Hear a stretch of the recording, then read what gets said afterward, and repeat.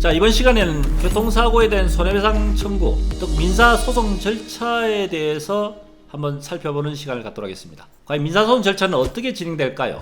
자, 민사소송에 대한 손해배상에 있어서는 교통사고 시 크게 장애사건, 개호사건도 마찬가지 포함됩니다만 장애사건이 있고 또 사망사건이 있겠죠. 장애사건 같은 경우에는 소청을 접수한 이후 신체 감정을 신청해야 됩니다. 환자에 대한 정확한 장애율, 환자 상태에 대한 정확한 어떤 장애에 대한 평가, 향후 치료의 평가를 위해서 신체 감정을 법원에 신청하게 되면 법원에서는 법원 내에 등록된 신체 감정 병원을 과목별로 감정의한테 통지를 하게 되고, 감정을 진행하겠다고 하는 의사표시를 하게 되는 경우에는 정상적으로 감정 진행을 하게 됩니다. 그래서 신체 감정을 통해서 감정 내용이 오면은 그걸 가지고 최종적으로 원고 측에서는 청구 변경을 해서 사건을 진행하게 되는 거죠. 사망사건 같은 경우에는 신체감 절차가 필요 없기 때문에 바로 소장을 접수해서 변론을 진행하면 되는데, 자, 여기서 첫 번째 우선 처음 절차인 소장을 접수한 데 있어서 교통사고 손해배상 사건에 대해서는 소액 청구가 아닌 단독심의 배상을 받기 위해서는 최소한 청구 금액을 3천만 원 이상 청구해야 됩니다.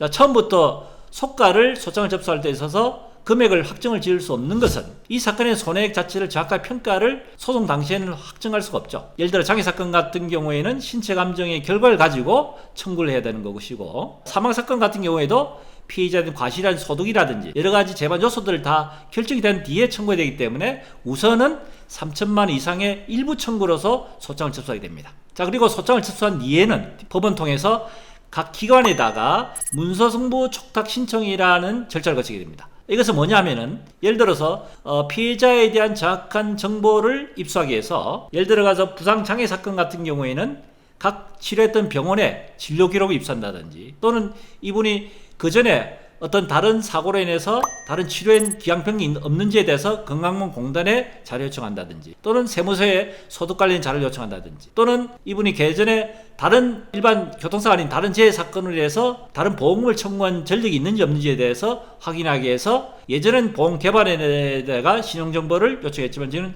지금은 신용정보원에다가 요청한다든지, 또는 각 구청에다가 장애 등록을 했는지 여부에 대한 확인한다. 이런 각 기관에다가 피해자에 대한 모든 정보를 문서 송부 속탁 신청을 통해서 그것이 회신이 오게 되면은 그 회신 결과를 가지고 최종적으로 피해자에 대한 정확한 정보를 가지고 이제 손해액 청구를 하게 됩니다. 자, 이렇게 해서 장애 사건의 경우는 신체 감정에 대한 회신, 그다음 각 기관에 대한 정보에 대한 모든 것이 도착했을 때 이 정보를 가지고 최종적으로 청구 변경 확정을 하게 됩니다.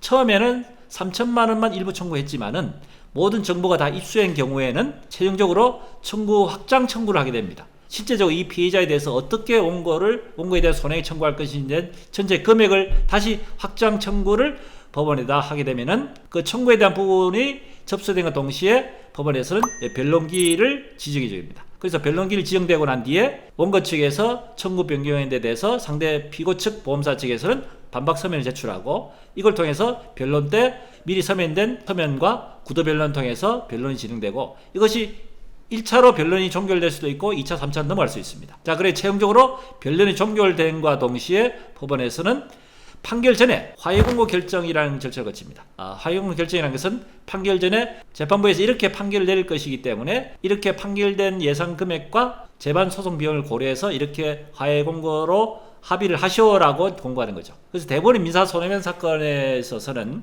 거의 약 한 90% 정도가 판결까지 가지 않고 화해공고로 결정이 됩니다. 그래서 화해 결정이 되면은 결정문을 수령한 날로부터 해서 2주 이내에 이의신청할 수 있는 기간을 주는데, 이 2주 이내에 이의신청을 하지 않으면은 그것이 바로 확정 판결의 효력을 발생하게 됩니다. 만일에 2주 이내에 원고든 피고든 또는 양 당사자가 이의신청을 하게 된 경우에는 판결로 선고를 가게 되고, 판결 선고 이후에는 다시 추가로 항소를 한다든지 이런 절차를 거치게 됩니다. 자, 이번 시간에는 민사소송에서 손해배상 청구 소송에 대한 절차에 대해서 살펴보는 시간을 가졌습니다. 대단히 감사합니다.